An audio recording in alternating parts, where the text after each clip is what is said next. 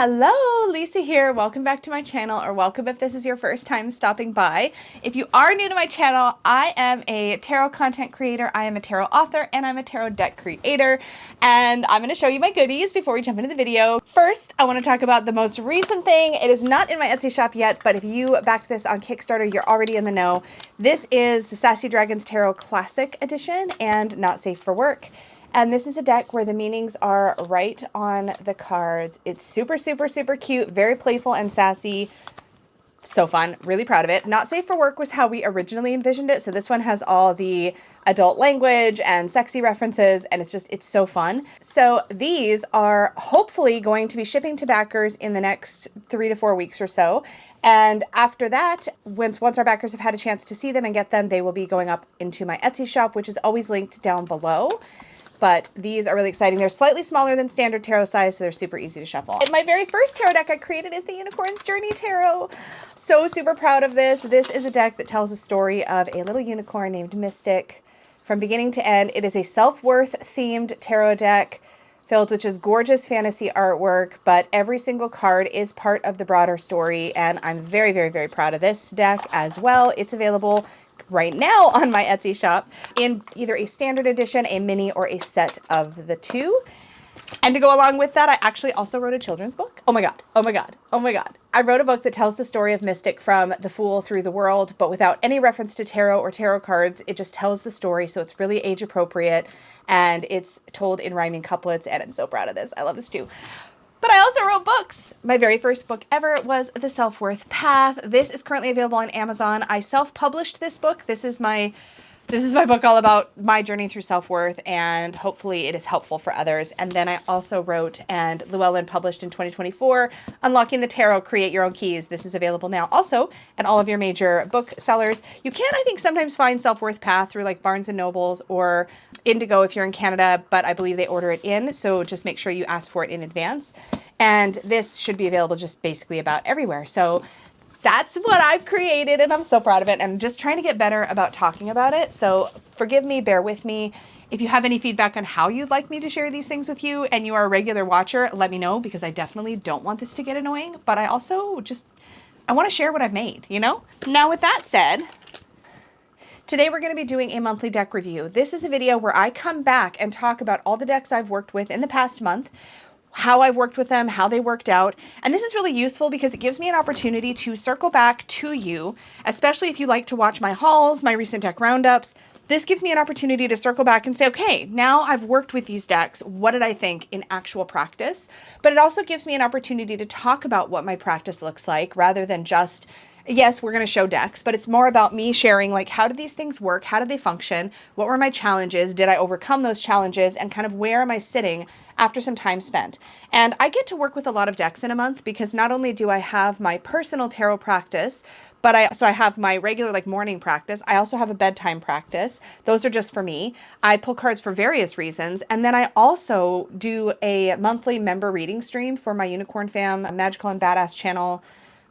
Magical and Badass Unicorns in my membership here. And so once a month I go on live stream for like 6, 7, sometimes 8 hours, and I do readings for people. And in that I usually have about 5 different decks that I'm working with. So I get a chance to really test drive and see how a deck works in real time, reading for other people. And that just gives me a really good feeling for how a deck is going to function for me.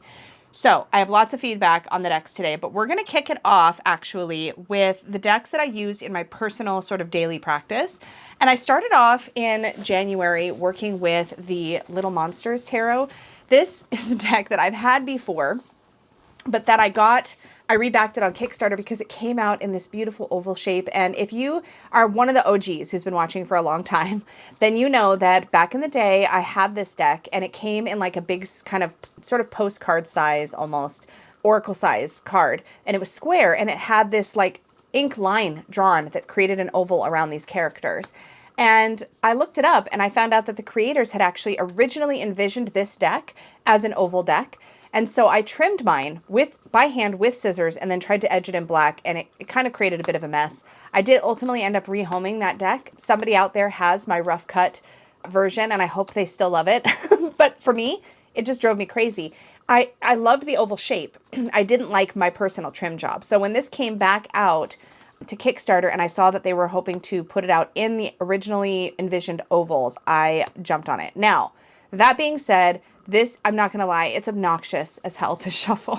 I definitely learned that throughout the month. It is doable, but keep in mind that I've talked about it before, but I hurt my hand in December and it's still sort of coming slowly, like getting better, but it's a shuffling issue for me. So I can kind of like, it's a mess. It's honestly a mess. And because of the oval shape and the way that it sort of shifts in your hands, it's kind of a very unsatisfying shuffle.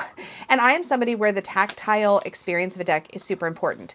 Now, it was not a deal breaker. I still absolutely love that this is in ovals, even though it's like hugely impractical.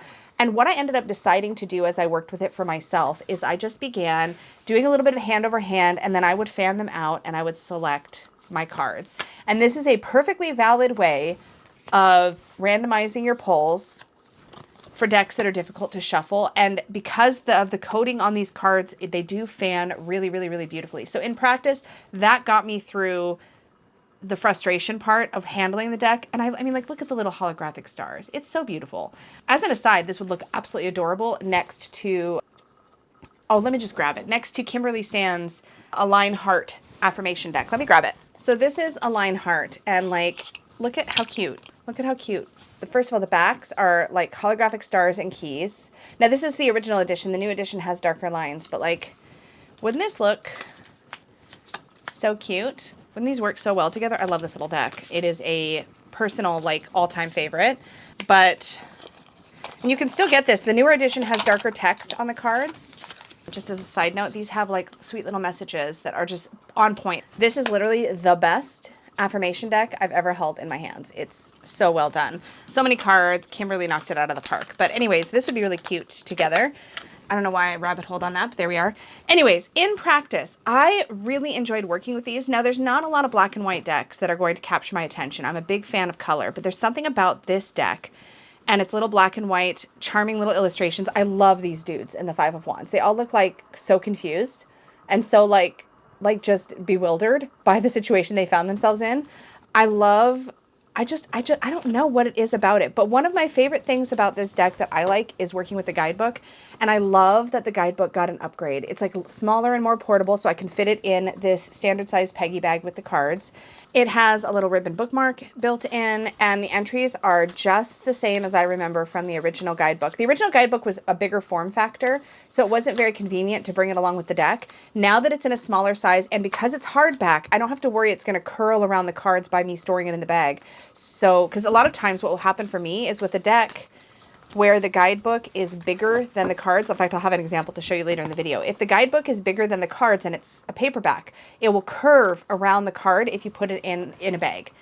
But, and as you can see, I have like literally the perfect bag match. Like it was like it was made for it. But anyways, the guidebook is very, very, very good. And so for myself, for personal draws, this deck works beautifully. I did not test this in member readings, so I'm not sure how this would read for me for other people, but it's also never been a deck I've been drawn to pull for other people. I don't know. I might have to test this in a future member readings video to see what I think. But I wonder, and the reason that is because in member readings, I don't pause to look at the guidebook. I do go off of the imagery and I read more intuitively, and I would be curious to see how this would function in that context. So maybe I'll pull it in actually for my February member readings, because I'm filming this before I've done that stream, and see how it does, because that might be really interesting. Yeah, I'm going to set that aside and try to remind myself to do that. But overall, I'm very pleased with this deck. It's, again, not the most practical thing in my collection, but I've always loved the charming messages. It reads really well when I'm doing readings for myself, and I love it for that. So that is the Little Monsters Tarot and how that worked out.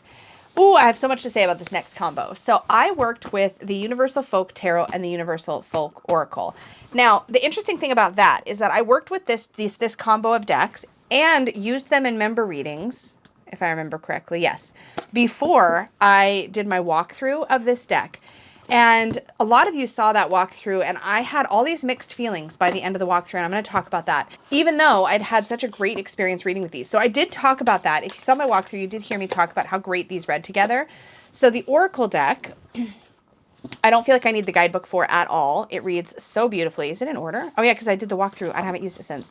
So let me just give this actually a shuffle so that we can put the cards together while I talk about them. And I got to remember to actually have sips of my coffee. It's in an ember mug, so it's staying hot, but like the ember mug will eventually run out of battery. Okay. So anyways, here we have the Oracle. Now the Oracle format it ticks so many boxes for me. First of all, I love Anita's art style in general. I think it's really interesting and fun, and there's so many details. I can get a little bit lost in it, but I like that. There's something so different about this that makes it really stand out among my other decks. So we have the title of the card, which in my view usually serves very, very well as a keyword. So curiosity, mystery, gratitude, really great. And then underneath that, you have smaller keywords. So underneath uniqueness, you have unique, perfect, self, and honor. Now this happens to be my favorite sort of format for Oracle. I really love when we get a primary theme or keyword that's very helpful and poignant and that works well. And then I like to have sub keywords to just give lots of jumping off points intuitively to work with it. Here we have uniqueness, and we have a character who has lobster hands, which is just fabulous. So in any case, this works really, really, really, really well for me. Ticks all of my Oracle deck boxes. While the guidebook has lovely messages, it's not a guidebook I need to reach for, and that is what I prefer in my Oracle decks. Now, with that said, I ran into a little trouble, as some of you may know, when I was doing my walkthrough of the tarot. Because the tarot, through the major arcana, we just have the major arcana. And then through the minors, we would have the minor arcana title. And underneath that, we would have this word in parentheses. And I was expecting this word to be a keyword because some of them seem like that. Here we have the Three of Pentacles and it says harmony. King of Cups says King of the Sea. King of Pentacles, King of Charms. King of Wands, King of Knowledge. And then we would have, let me give you some non-king examples here, or some non-court card examples. So here we have Ace of Swords, the Navigator. Here we have Five of Swords, the Vanquished. And some of these work really well as keywords, believe it or not. But some of them, like here we have Four of Pentacles and it says Blackbird Garden. And the place that I ran into trouble is I was getting really frustrated. And you can see it in my walkthrough, actually. I was getting really frustrated because some of them worked so well as keywords. And then other ones, let's zoom in, other ones felt just confusing, like I didn't know what it was trying to tell me. And I could not find a reference in the guidebook for what the purpose of those parenthesed words were. And unfortunately, I still don't know if it's in here and I just overlooked it, but I looked for it and didn't find it. But we are all so lucky that Anita came and commented on my walkthrough and confirmed, as well as one or two other commenters actually, who had seen her speak about this elsewhere, confirmed that these subtitles in parentheses are not meant to be keywords. They were never intended by the creator to be keywords. They are the titles that she titled her paintings. So it suddenly changed the context entirely when I was looking at these titles. So now, instead of me looking at it thinking, this is something I should key into as a reader and look at for an additional insight, which you can if you want to, like Two of Cups, Eternity. Now, if I think of this painting and I think of this painting as eternity, that's lovely. But if I'm thinking of the Two of Cups as eternity, I have dissonance because for me, that's more of a lover's message. Now, it turns out that having the painting titles on the cards was a publisher decision, not a creator decision. Ultimately, the publisher is the one marketing the product and selling the product. And so as a product, the publisher is going to want final say over certain things like the cardstock and that kind of stuff. The final like layout of the card, etc., is going to be something that the publisher is going to make final decisions on. So in this case, the publisher had said, hey, let's put the titles of the paintings on the cards. That'd be a cute addition, or however they expressed it. I'm extrapolating because that's how I think. And the creator saw no issue with that, and there isn't an issue with that. The only thing that I think would have made this a little bit more clear and less frustrating for people like me is if there had been a really obvious note in the book somewhere that the subtitles are the names of the painting. And I don't see that in the little introduction to the Universal Folk Tarot here. I don't see it. And that's really the only place we get for that kind of information, because otherwise this book is entirely card write-ups. And there's a little about the author, and there's acknowledgements, and that's it. There's a little bit about using the cards. And here it also doesn't mention that those subtitles are artwork titles. Knowing that they're artwork titles immediately solved the problem for me. Immediately. Because now I'm not trying to make them work and getting frustrated that they don't work. I'm looking at them and going, oh, that's nice. That's the title of the painting. And suddenly there's no issue. And that's fabulous because in practice, sorry, I know I'm waxing philosophical, but I have so many things to say. In practice, I had a really great time reading with this deck. When I read with it personally, this combo was so fun to work with. I really enjoyed it. I love the fact that there's so many details on the cards for you to sink into. But what happened for me during the walkthrough in real time, and that I'm sure some of us can relate to, I hope, is that some of us, when we have one thing about a deck, or even a book, maybe you're reading a really great novel and you like hate one of the characters because they just bug you. Suddenly you look at the whole product, at the whole book, at the whole deck through a more critical lens. And as soon as that one frustrating piece was resolved for me, that completely went away. And so I might have found myself throughout the walkthrough finding more things to not resonate with or something. And I remember feeling very disconnected by that experience because in practice, I'd had such a great time working with this deck. So it was just a really interesting sort of journey that I went on, and you got to see me go through it in real time because I started out the video being so excited and being like, I've worked with this, it reads really well, now let's do the walkthrough. And then I got more and more, I guess, disillusioned by these titles. But the titles are fabulous. They are great titles for artwork. The Seven of Cups is the Conjurer. That's beautiful. I love that. And a lot of them, because they're such great titles for the artwork, also work well as keywords. But I'm no longer holding that expectation that it must work well as a keyword if it's going to be on the card. I will still stand by my opinion that if it's not going to be text that is useful to the practice of reading with the deck, that in my opinion, the publisher, if I were the publisher, and I'm not the one who runs the zoo, but if I was, I would say, let's leave it off. If it's not going to be something that is meant for working with the card in a practical way, let's go ahead and leave that off, and let's put the title of the artwork into the guidebook. I think that would have been lovely. I would have loved to read the titles in the guidebook, and it would have been less jarring for me as a reader to try to understand what this word is. Skethak? In the Nine of Pentacles. But, or Ariel in the Eight of Wands. Like, that meant nothing to me, but it obviously meant something to the artist, and I would have loved reading about that in the guidebook. But having it on the card did create that bit of dissonance for me. But again, now that problem is solved, I literally finished my walkthrough thinking I might need to rehome this deck and trying to find pairings for the Oracle.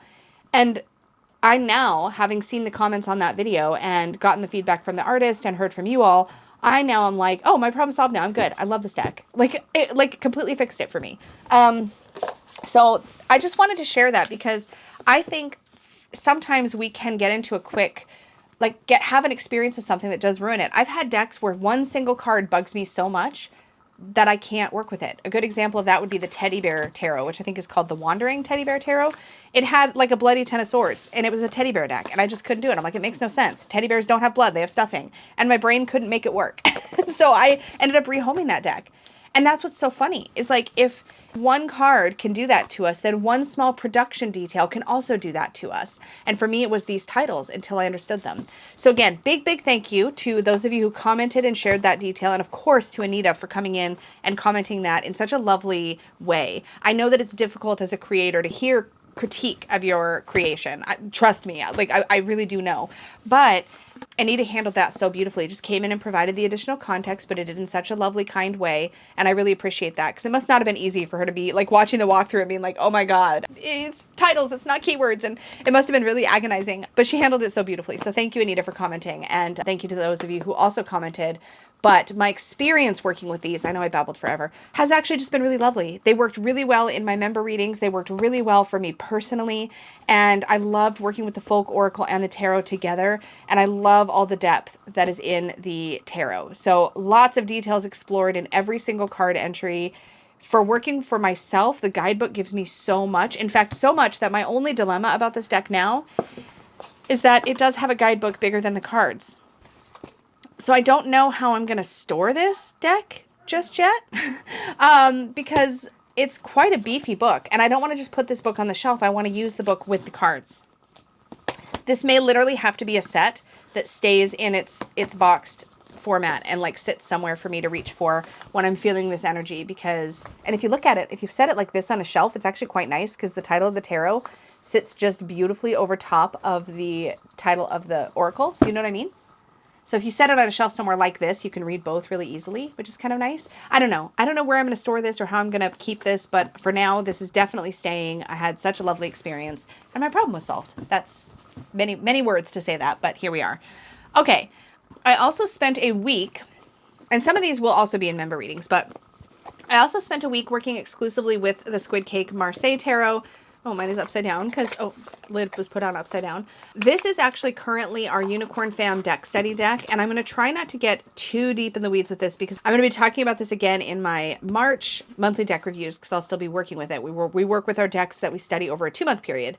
But in February, we're really getting to know this deck, and several members had decided to write keywords on the cards. And funny enough, before my members had posted about that, Danny of Danny Mystic had reminded me that that's what she'd done with this deck. And I was like, you know what? Actually, I think I do want to do that. This is a mass market deck, and getting to know the meaning. So for example, this is the Chariot, whose main action is drives, and the keywords are courage, drive, pushing forward. Here we have the 3 of batons, and it is the middle path, progress, and creativity. Having those on there actually made a big difference for me in just being able to like pull it out and use it. I was also practicing and have been practicing getting more comfortable with how the layout of the pips and the florals or plants that are on the cards, how they inform me about the card's meaning, and having the keywords from the Squid Cake Marseille guidebook on here actually helps with that. So for example, here we have the 10 of swords. We have 2 swords crossing in the center, and they're really hemmed in by all these other swords. There's 8 swords kind of pulling in and surrounding it, right? And the keywords are checkmate, exhaustion, and standoff in this deck. And thinking about those keywords with relation to this visual helps me to understand this visual and is helping it to stick a little bit better because I have been trying to practice a more open reading approach with Marseille in general. And for me, when I work with Marseille cards or pip cards, I do typically work with them in at least 3 cards at a time. I don't pull single Marseille cards usually. And what's great about that is that I can have a moment to look at the visuals, and then I can look up at the keywords if I'm getting stuck, and I don't have to like do a whole lot else. What's great about that is that in this little guidebook, which I think is the best mass market Marseille included guidebook I've ever come across, it actually really explains to you how the visual of the pip arrangement and the plants makes sense with the meaning. It literally has a section called visually in the minors. This is so profoundly helpful for somebody trying to learn Marseille and see how the pips they're not lazy, like they do have a point, and they are arranged in the way that they are, and the plants are the way that they are, and things are the size they are, all for a reason, right? When you start to understand that, Marseille takes on a life of its own and becomes a living, breathing system, at least for me. But the problem I have with this is that over here where you have the keywords, the publisher had made the decision to print the keywords in this light pink color. And in some cards, like the Mages and the Quartz, in this light teal color. And it's so light and the text is small that I really have to strain my eyes to read those bits. So having those bits on the cards takes that barrier away from me. But I love working with pip decks in general, and I love working with Marseille, and this deck study is really bringing that practice to life for me in a new way. We are also optionally working again or reviewing again the book Untold Tarot by Caitlin Matthews as a accompaniment to this study. I've read that book. I've got it highlighted and tabbed all to hell. But for me in my personal practice, I'm focusing mostly on just this deck and getting to know it and sitting with it and playing with it. And so I've been pulling a lot of like 3-card readings for myself so far. As we get into March, we're going to be doing more other kinds of spreads and readings. This month was all about getting to know the quartz, the minors, and the majors. So it's been a really interesting study so far, really enjoying myself. If you are interested in our deck studies, the link for Unicorn Fam membership is always down below, but you can click the join button and you can read what comes with all the different tiers. But we do this, the posts, the actual study part, we have 2 levels of the study. We have all of the prompts where I put together the study plan and the prompts roll out weekly. Those prompts get posted to YouTube, to all members, and to Facebook in our secret Facebook group. And then we also have a live stream where we really get into conversation and discussion. That's like our group study piece. That part, the group live stream, is for magical unicorns and up. The posts, the study prompts, is for everybody in my membership, no matter what tier you're in. So if you're interested in that, you can check that out down below. But I have been really, really enjoying working with Squid Cake, and I've been wanting to do a Marseille study in the membership for a long time, and this inexpensive little mass market deck is such a perfect one for that study. So we're really having a great time with it. Anyways, I worked with it by itself for a full week in January. In February, oh my God, y'all, what month is it? I've probably said January earlier in this video. I'm talking about all the decks I worked with throughout February, just for clarity. All right, the last deck I worked with for myself personally and just me is the Cosmic Cycles Tarot. At the time this video is out, did my walk? Yes, my walkthrough has come out already about this deck. So I did a deep dive on this and it was so much fun.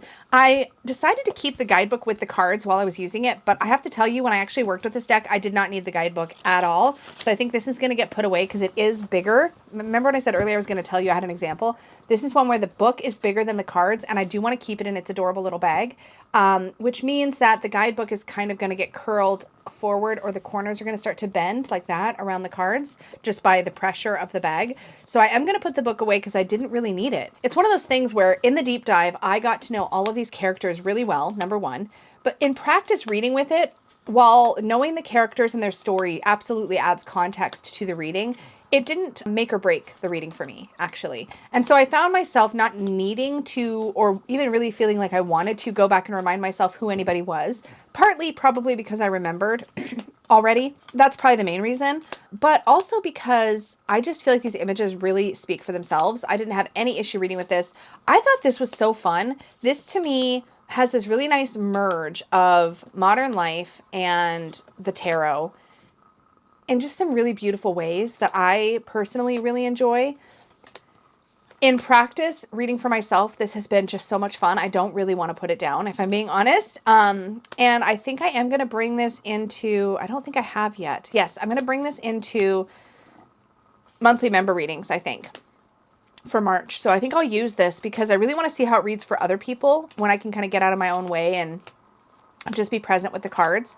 So I'm going to try that out. But I really enjoyed working with this. And this is a deck that I slept on for a long time, but I'm so glad I picked it up.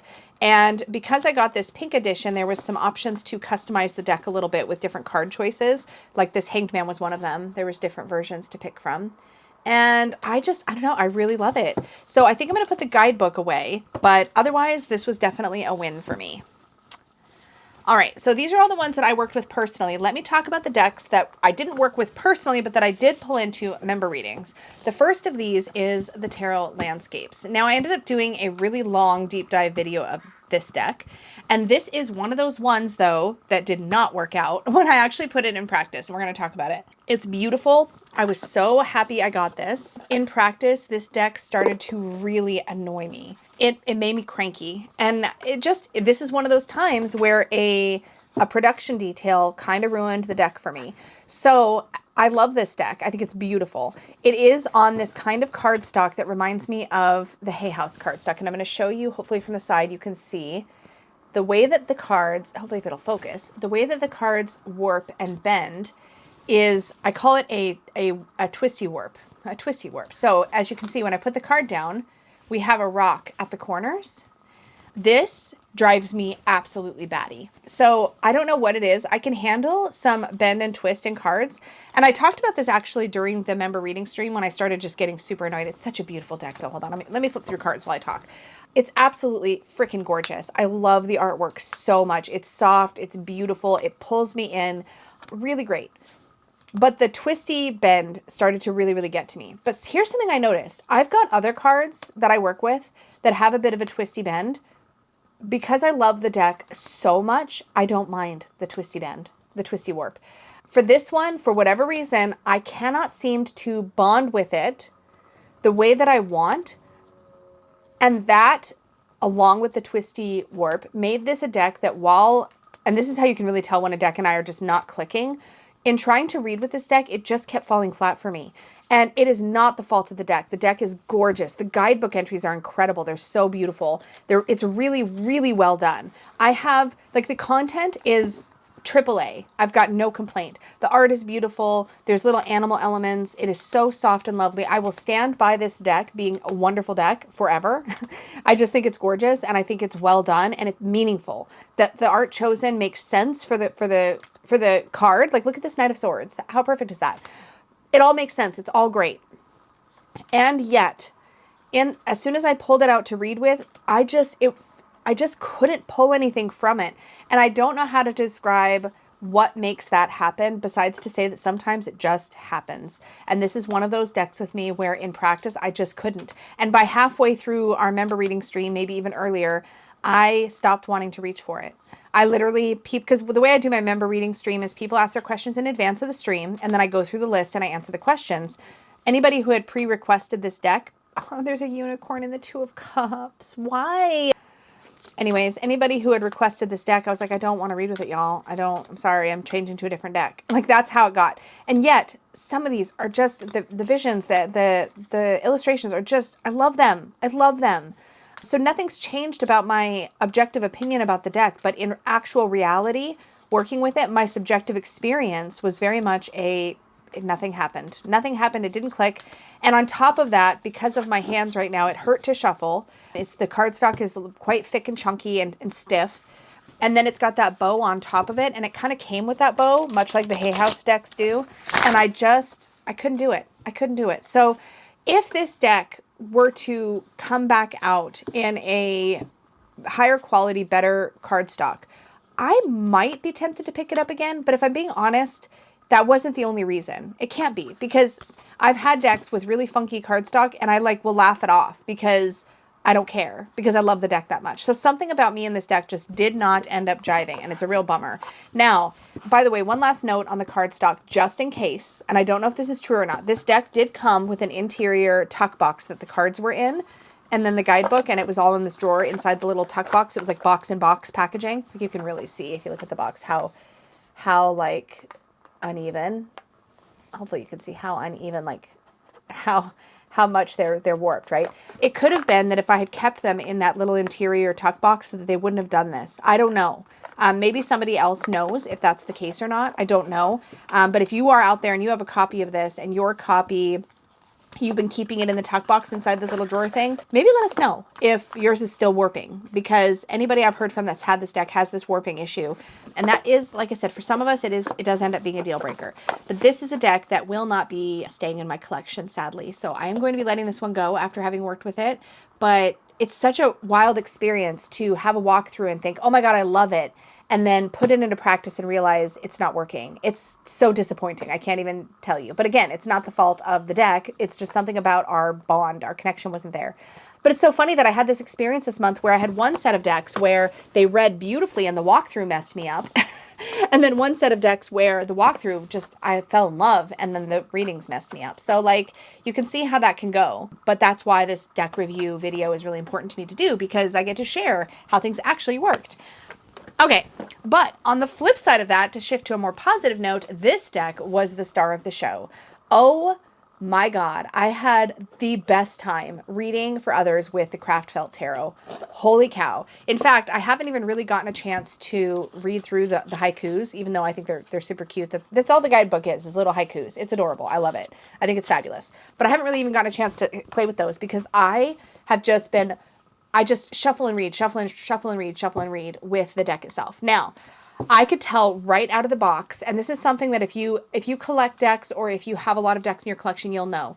When you pick up a deck that is made of really good quality materials, you feel it immediately. Now, this deck is super glossy, and I happen to love that in this deck. I've talked about it before. I think gloss gets a kind of a weird rap because a lot of us who make content on camera, whether that's readings on camera, whether that is Instagram posts or whatever. If you are a content creator, glossy decks can kind of be a pain because your lighting can completely make it so that you can't see the card. Like, look at the slight shift.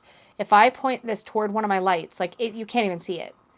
So what's ended up happening, I think, over the years is that glossy cardstock has ended up kind of getting poo-pooed a little bit. And I think it's just an unintentional consequence of people like me who make content saying stuff like, oh man, the glare is so annoying. You know what I mean? But when I hold a really colorful, glossy card in my hand in real practice, I freaking love it. I love the way it makes the cards pop. I love that I feel almost like I'm holding pictures. There's something about that high shine gloss that is very enjoyable in real life. It's not always easy to photograph. It's not always easy to show on camera. In this case, I've finally got a lighting system that kind of works. I've got a lighting over here, a lighting over there, and they're kind of out of the way and then point more at each other than the table, and I get more ambient light, and it's great. So I don't have that problem very much anymore with my filming, but it can still happen. And if I put cards up high enough on the table, if I get them up high enough, they will still reflect. But anyway, oh my gosh, though, when I tell you the way that this deck reads, first of all, you will see a card and you'll be like, oh, it's kind of a Rider-Waite-Smith clone, like here. It looks very Rider-Waite-Smith clone-ish, right? But then look at this King of Swords. At first glance, kind of looks like a clone, maybe, sort of. And then you look and you're like, wait, he's got a pencil in his hand. There's all these numbers. There's all this math. There's all these like circuits. We can really see a lot about the Knight of Swords personality in this card when you sit and look at all the pieces of felt and how they were layered. And it's funny because the way that this deck was put together had to have taken so much time because it's all physical felt that has been laid down piece by piece. Now, I know there's another felt tarot in the works by Jamie Sawyer that is coming out that is a much more refined final look in the sense that instead of everything being layered, it's all flat. Like every piece has been cut out almost like a puzzle and fitted together. It's masterful. That's great. But I love the depth in this. I love the way it, like in real life, it looks exactly like it looks on camera. Like it's popping out at you. It feels like you should be able to feel the texture of the felt. It is so rustic in its dimension that you feel like you're holding something in 3 dimensions. It is wild and it is the coolest experience. And I love things like that in cards. I've always been really, really drawn to texture and shadows and some sort of 3-dimensional aspect to art on cards. It has always caught my attention in some kind of really cool way. But anyways, I babble. There's cards like this that are very much not a Rider-Waite-Smith clone, right?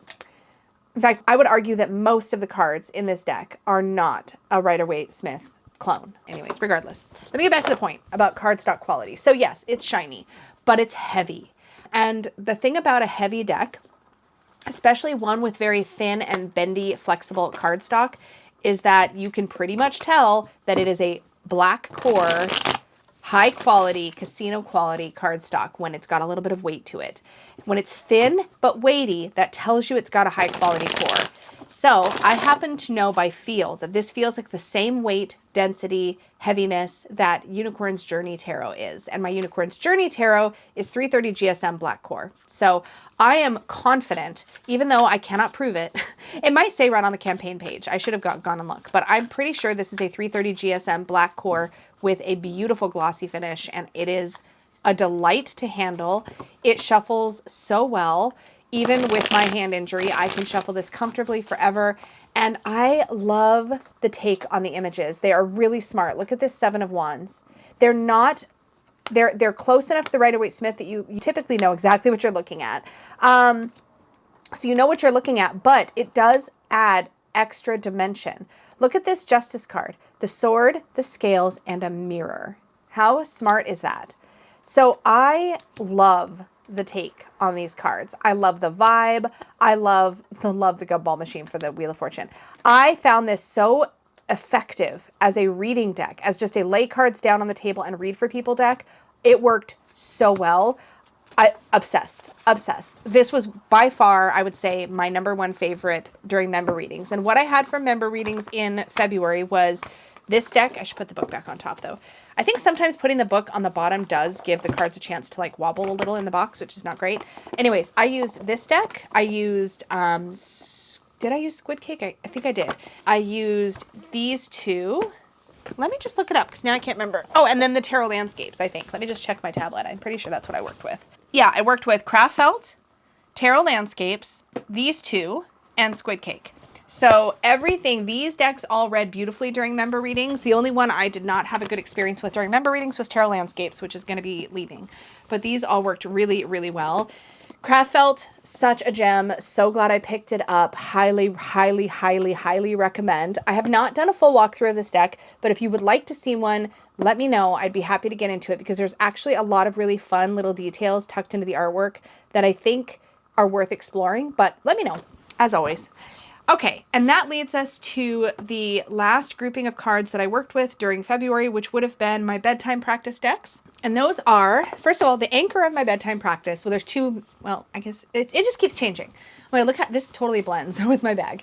This is this deck. This was such a sneak up deck for me. So this is the Unicorn Tarot. I forget the creator's name. I will have links to everything I discussed down below. This is the old school, like OG Unicorn Tarot. And this has formed the foundation of my bedtime practice, because what I'm doing at bedtime when I pull cards from this deck specifically, and I always pull one, is to see where did God, the universe, spirit show up for me today? Where was it present with me today? And so what's so beautiful about this particular deck is that the way that it illustrates that is that there's a unicorn in every card. And ironically, this is the thing I hated about it when I had it back in like the 90s. It's like there's a unicorn in every card, but the unicorn is not the focus of the card. And that actually makes it perfect because, for example, here in the Six of Cups, we have these two people having this interaction in the front, these two children, and the unicorn's watching in the background. Or here, the unicorn is like sort of like presiding over this loving couple in the Sun card. Or here, the unicorn is super calm and at rest and peaceful before the Temperance card. Here, the unicorn is the tower that is bringing that destruction. And so what this does for me here in the Hierophant, right? You can really see, there was a card that actually came up that I thought was really brilliant about this. Okay, like here we have the Queen of Pentacles. Unicorn's making sure that the Queen is also taking care of herself. There's so many places I can show how this works so well. Where is the one that I want to show? Because it's really, really good. Yes, okay, here's a good example. So here's the Eight of Cups. The unicorn is already walking away and showing this character what to do next. You know, okay, we need to go. We need to go. Stop walking the path you're on. It's not serving you. You need to go this way. That's what it does for me. Like here in the Nine of Rods, this guy's standing up for himself, but the unicorn is standing behind him. So you get this idea of that's where spirit showed up. That's how I work with it. That's where divinity showed up for me that day. Here in the Six of Rods, it's supporting, it's holding you up. This victory or this recognition you're experiencing is partly because of that support you've received along the way. Don't forget that. You know what I mean? Like there's really interesting ways for me to work with the images in this deck. And so I pull a card from this most nights, and you can really see how there are times when, like, look at this Nine of Swords and the unicorn offering comfort. So it's turned out to be incredibly meaningful for me, and it's been working really, really well. Now, my bedtime practice in general has always been fairly spiritual because my idea is to reflect, to take a little bit of peace with me into bedtime. So the other anchor to my practice is working with the Seasons of the Witch decks. So through February, I was working with Seasons of the Witch in bulk, which ironically, I don't know, I thought this was one of my favorites, maybe my favorite of the series. But for whatever reason this February, it wasn't hitting as well. But I just really like this deck to pull in a little bit of seasonal energy and seasonal themes to contemplate as part of my bedtime practice. And so what I do is I'll read the title and read the little subtitle here. So self-ceremony, create the visions you desire, take action in the plans that lead to fulfillment. And so I'll just kind of like reflect on that for a minute. And sometimes I journal about it. Sometimes I don't. Most of the time I just reflect and then I go to sleep. And so this has worked really, really well. I love the tones of this for February. It feels like that bit of, it's that last bit of winter where it's not spring yet. You're kind of over it. But there's a kind of peace and quiet in the months that follow the holidays where it's still cold and wintry. There's a lot of, I don't know, like a tendency toward doldrums, a tendency towards not having a lot of energy, not wanting to do a lot. Like, at least for me, there's this period of like, it just kind of like, everything gets kind of like a little bit in the January and February months. And then the energy starts to shift and it starts to feel really vibrant again. But I think this deck does a good job of capturing that energy. So going into March, I'm going to be flipping over into using the Ostara Oracle, which is the last one that we've been waiting on in the series. So this one's going to get put away, but it does anchor really, really well in my bedtime practice. And then I've also added recently this sweet little deck. This is the Mother Mary Oracle. And this one is just, oh, it's so great at bedtime. So it's one of those ones, it's the mini version. So there's two versions of this. One version has the included guidebook and has a backing on the card. So you have art on one side and then a backing. This is the kind that has the little message written on the back. And oh my gosh, if you want a really great deck to use in a bedtime practice, one of these mini Blue Angel decks is like perfect. There's several of them. There's a Kuan Yin one. I don't remember which other ones there are, but oh my gosh, this has been so, so lovely to get a little bit of Mother Mary wisdom right before bed. And it's always so nurturing. So for example, let's say I pulled this card. And it says, Our Lady of Passion, trust in the wisdom path of your heart and the timing of meaningful revelation. Are you ready to live your potential? The fullness of your soul's passionate purpose will be so alive Oh, as you are ready to live your potential, the fullness of your soul's passionate purpose will be so alive in your heart that you cannot possibly miss what you're meant to be doing or how you're meant to be living. The heart has its own genius. Listen and trust your heart. And it's just lovely. It's just lovely. So that's been my bedtime practice throughout February. I think I'm going to continue with the Mother Mary deck, and obviously this unicorn deck stays, and then I'm going to switch to the Ostara Seasons of the Witch Oracle, and that will be my bedtime practice for March. I do think that as spring comes, I may start to pull in other things, because I do like to bring in like Song of the Grandmothers or the Guardian Angel Tarot. What else do I have over there? There's a few others that I really love in this practice, so I will start to shift, but I like having some anchors, and I love having the seasonal energy. I love having the unicorn deck. This one I like, and I'm trying to decide, do I want to use these three and just add a fourth? Because like I'm extra like that. There's no reason not to. I've done it before. And I kind of go in waves with my bedtime practice. Sometimes there's more cards involved, sometimes there's less. So I may pull in something else as well in March. We'll see. But these two for sure are going to stay for now. And that is it. These are all the decks that I worked with in February. I love doing these videos. I hope you enjoyed it too. Thank you so much for hanging out with me. As always, an extra big thank you goes out to my Unicorn Fam channel members. Thank you so much for your support of the channel and my work here. As always, if you're watching this video, do comment down below and let me know if you worked with any of these, what your experience has been like, or if there's anything from this pile that I have not yet done a full walkthrough on that you would like to see, because anytime I show a roundup of decks, I'm always interested in hearing that from you so I can plan my content, so let me know. And as always, I hope you have a beautiful rest of your day. Until next time, may your magic always shine from the inside out. Bye!